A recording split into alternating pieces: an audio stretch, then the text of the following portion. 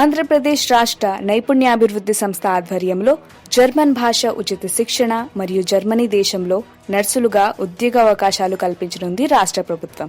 రాష్ట్రంలోని BSc nursing మరియు GNM nursing పూర్తి చేసి హాస్పిటల్ నందు నర్సింగ్ కేర్ నందు కనీసం 2 నుంచి 3 ఏళ్ల అనుభవం కలిగి ఉన్న నర్సింగ్ విద్యార్థులకు జర్మనీ దేశం నందు మల్టీ స్పెషాలిటీ హాస్పిటల్లో ఉద్యోగాల కొరకై జర్మనీ భాష నేర్పించి మరియు వారికి ఉద్యోగ అవకాశాలు కల్పించడం కొరకై ఆంధ్రప్రదేశ్ రాష్ట్ర నైపుణ్యాభివృద్ధి సంస్థ ఓం క్యాప్ వారు ఎస్ఎంకే సొల్యూషన్స్, జీఎంబీహెచ్ మరియు హ్యాలో లాంగ్వేజ్ వారి సంయుక్త ఆధ్వర్యంలో skill international training and placement programme in German language అను కార్యక్రమం streams college of nursing Tirupati నందు 6 నెలలు ఉచితంగా శిక్షణ మరియు ఉపాధి అవకాశాలను సంబంధించి ఈరోజు ప్రారంభించారు.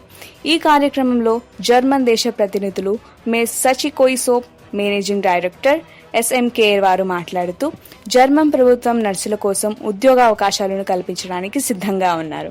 ఈ అవకాశాన్ని రాష్ట్ర ప్రభుత్వం వారు అందిపుచ్చుకొని రాష్ట్రంలోని వైద్య విద్యార్థులకు జర్మన్ భాషపై పట్టు సాధించడం కోసం జర్మన్ భాషపై శిక్షణ ఇవ్వడానికి రాష్ట్ర ప్రభుత్వం లక్షల రూపాయలు ఖర్చు చేస్తున్నారు. రాష్ట్ర ప్రభుత్వం మీకోసం అనేక అవకాశాలను పొందుపరచడానికి నైపుణ్యాభివృద్ధి సంస్థ వారు అన్ని విధాల సహకారం అందిస్తున్నారు. ఈ అవకాశాన్ని నిరుద్యోగ యువత సద్వినియోగం చేసుకోవాలని, జర్మన్ భాష చక్కగా నేర్చుకొని అన్ని లెవెల్ ఎగ్జామ్స్ క్లియర్ చేసి వాళ్ళకి జర్మనీ దేశం నందు ఉద్యోగం అవకాశం కల్పించడం కోసం మేము సిద్ధంగా ఉన్నామని తెలియజేశారు.